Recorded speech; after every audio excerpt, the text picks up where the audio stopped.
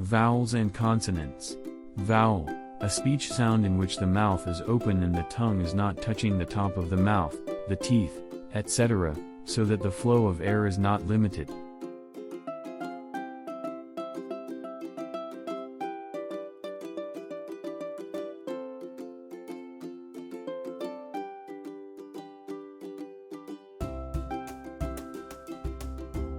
Consonant, a speech sound made by completely or partly stopping the flow of air through the mouth or nose.